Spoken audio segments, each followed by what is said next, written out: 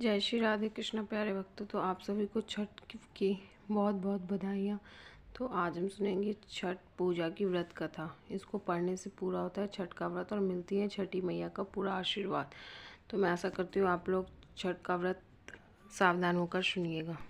तो प्यारे भक्तों, हम शुरू करते हैं छठ की संपूर्ण व्रत कथा। तो श्री जनमेजय ने विषाम प्यंत से पूछा कि दुरात्मा दुर्योधनी द्वारा कपट रूप जुआ से पराजित पांडव लोग वनवास के लिए भेजे गए तो जंगल में जाकर उन्होंने क्या किया। तो फिर वैशंपायन जी बोले, हे जनमेजय सुनो, वे पांडु के पुत्र पांडव लोग अत्यंत दुख सागर में डूबे हुए थे। वनवास के लिए घोर जंगल में जाकर दुख और चिंता से चिंतित होकर वन में रहने लगे। वन के फूल फल खाकर पृथ्वी तल में शयन करते हुए केला और भोजपत्र का वस्त्र पहनकर दुख के दिन काटने लगे। राजकन्या सुख को भोगने वाली प्रतिव्रता धर्म को पालती हुई गजगामिनी द्रौपदी भी पतियों के साथ वन को गई थी। जिस स्थान में द्रौपदी सहित पांडव लोग थे वहां पर वह ब्रह्मदेवता तपोरूप 88,000 मुनि लोग जा पहुंचे। ऋषियों को आए हुए जानकर महाराज युधिष्ठिर अत्यंत चिंता से घबरा उठे और इन महात्माओं के भोजन के लिए क्या प्रबंध करें ये सोचने लगे। जब युधिष्ठिर की वह चिंता हुई तो भोजनार्थ का क्या उद्योग करे,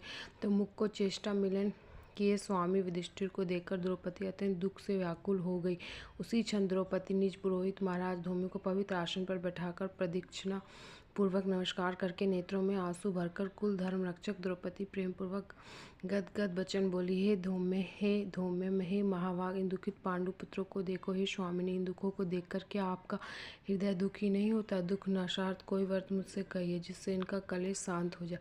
थोड़े ही उपाय से प्रत्यक्ष महापुण्य को देने वाला व्रत कहिए जिससे हमारे स्वामी पृथ्वी तल में सुखी हो पावे, जिससे कि शत्रु का नाश हो पावे, निज राज्य लक्ष्मी हमें वापस मिले और इस समय हमारे यहाँ आए ब्राह्मणों को दुग्धपान करने को मिल जावे। हे महाभाग, हे महाविभु, ऐसा कोई उपाय वर्णन कीजिए। द्रौपदी के ये वचन सुनकर वैशंपायन जी जन्मे जैसे बोले कि हे महाविभु, ऐसा उपाय वर्ण करता हूँ। द्रौपदी के ये वचन सुनकर जन्मे जी कहते हैं, ब्राह्मणों में श्रेष्ठ महाराज धौम्य जी प्रसन्न होकर मुहूर्त मात्र ध्यान स्थिति होकर द्रौपदी से बोले, हे पंचाली पुत्र, हे उत्तम व्रत को सुनो, जिस व्रत को पूर्व समय में नाग कन्या के उपदेश से सुकन्या किया था। हे महाभागो, स्त्रियों के साथ तुम अनेक विघ्नों को शांत करने वाले इस रवि षष्ठी व्रत को करो। तो प्यारे भक्तों, यहाँ से शुरू होती है यह संपूर्ण छठ की कथा। तो आप लोग ध्यानपूर्वक सुनिएगा।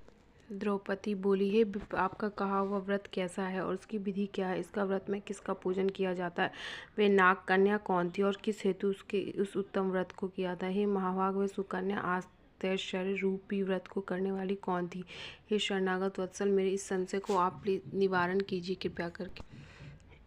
इस भांति द्रौपदी के प्रश्नों को सुनकर धौम्य जी बोले, हे देवी, सतयुग में एक शयति नामक राजा थे जिनकी 1000 स्त्रियां थी जिनसे एक ही कन्या उत्पन्न हुई थी।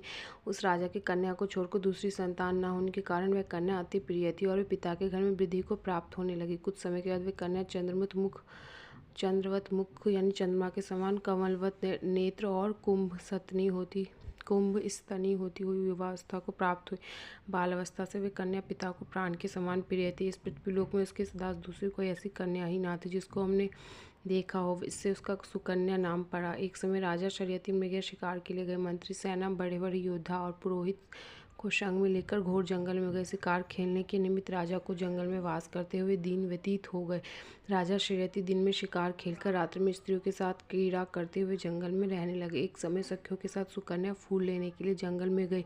वहां पर च्यवन मुनि का स्थान था। सुकन्या मुनि की देह में दीमक लगी देखकर क्या देखती है कि मिट्टी के मध्य मुनि के दोनों नेत्र जुगनू की भांति चमक रहे हैं। उसने विस्मित होकर उनकी दोनों आंखों को फोड़ दिया। तब तो मुनि के नेत्रों में रुद्री की धारा बहने लगी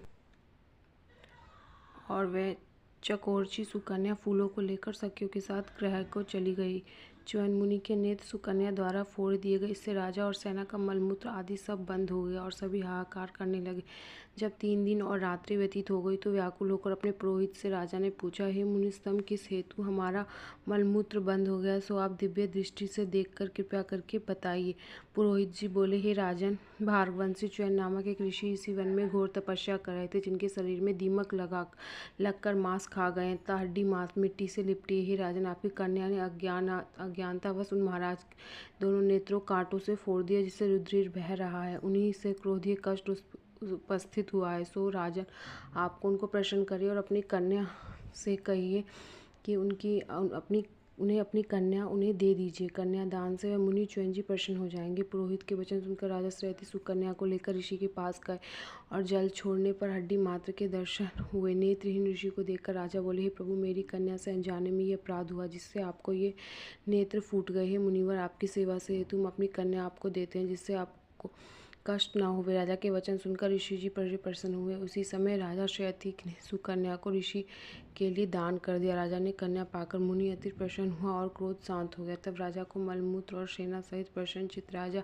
अपने देश को गए। वह सुकन्या नेत्रहीन च्युन जी की सेवा दिन रात करने लगी।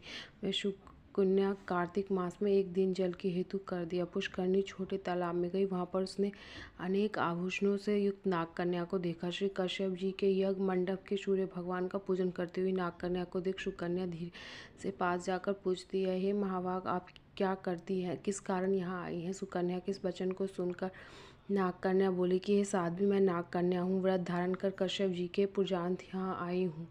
सुकन्या बोली, इस व्रत का और पूजा का क्या प्रभाव है, क्या फल है, इस पूजा की क्या विधि है, किस महीने और किस तिथि को ये उत्तम व्रत किया जाता? नाग कन्या का ये कार्तिक शुक्ल पष्ठी को सप्तमी युक्त होने पर सर्व मनोरथ सिद्धि के लिए व्रत किया जाता है। व्रत को चाहिए कि पंचमी के दिन नियम से व्रत को धारण करे, सायकाल में खीर का भोजन करे और पृथ्वी पर सोए। छठ के दिन व्रत रहे, दिन में 4 रंगों से सुशोभित मंडप में सूर्य नारायण का पूजन करे और रात्रि में जागरण करे। अनेक प्रकार के फल और पकवान आदि का नैवेद्य सूर्य नारायण की प्रीति के लिए गीत वाद आदि से बजाकर उत्सव करे। जब तक सूर्य नारायण का दर्शन नहीं हो जाता जब तक सूर्य नारायण का दर्शन ना हो तब तक व्रत धारण करे रहें। प्रातःकाल सप्तमी को सूर्य नारायण को दर्शन करके अर्घ्य दे।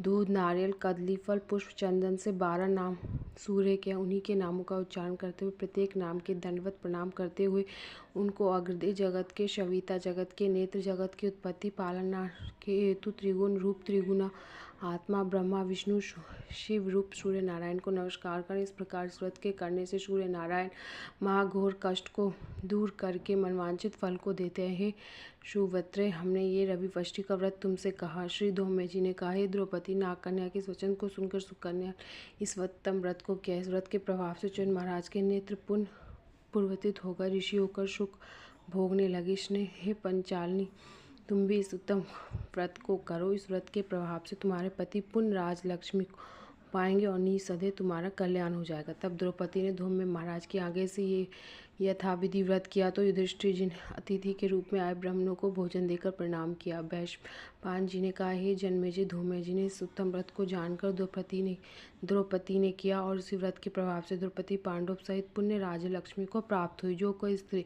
इस पुण्य व्रत को करेगी उसके समस्त पाप नाश होकर शूरकन्या की भांति पति सहित सुख पाएगी। इस व्रत का विधिवत उद्यापन करे, विधि विधान से प्रत्येक वर्ष व्रत करते हुए कथा को सुने, ब्राह्मणों को दक्षिणा दे, उसका मनोरथ सिद्ध होता है। जो कोई व्यक्ति इस कथा को सुनता है उसका पुत्र पौत्र धन संपत्ति तथा अक्षय सुख मिलता है। इस भांति कथा को सुनकर सूर्य नारायण को अग्र देकर नमस्कार करते हुए श्रोता निज निज घर को जाए।